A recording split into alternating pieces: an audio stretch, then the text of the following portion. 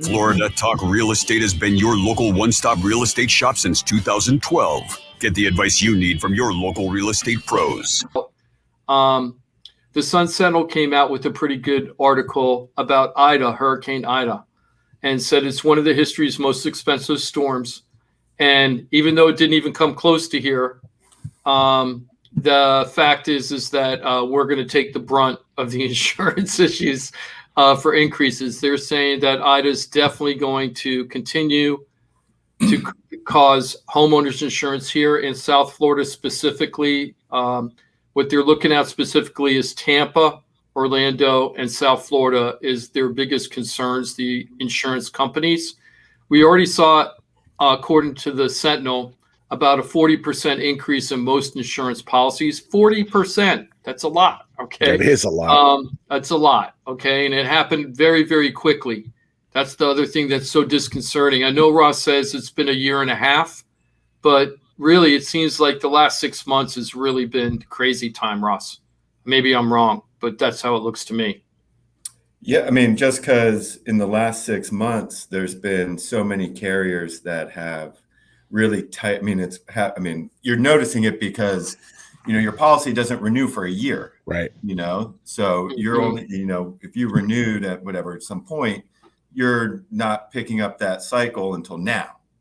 Right. So now everybody has kind of seen these increases as opposed to the people that were renewing early on in those increases. And then the lack of carriers really willing to offer coverage, then it's, you're really starting to see it now.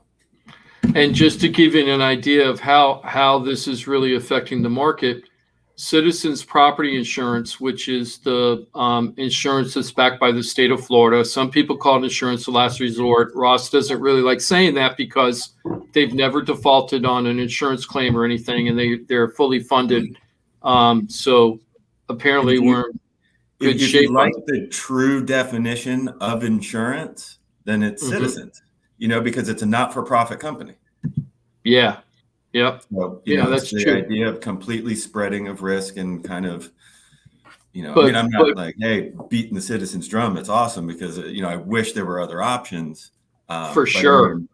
As far as, true insurance, it's not like a corporate jet, it's, I remember looking up like how much their executives make, but it's not like millions of dollars or anything like that, so it's a not-for-profit company at the end of the day. Yeah. And the concern, though, is what the taxpayers worry about is, God forbid, if we had the big one come and then we didn't have enough money to cover everything, then the taxpayers are going to be holding the bag. And that's the scary part about it. But right now they're fully funded. I'm not saying anything negative. It's, according to the people that audit them to make sure that they have enough money in the coffers and everything, that all looks copacetic right now. But just to give you an idea how much change there's been, in 2019, there were 420,000 people on Citizens Insurance in Florida. Now it's 700,000. Oh, almost doubled, huh? Yeah, so it almost doubled. Yeah. So last week, I looked at how many Citizens policies I had in my book of business last year, and it was like 220.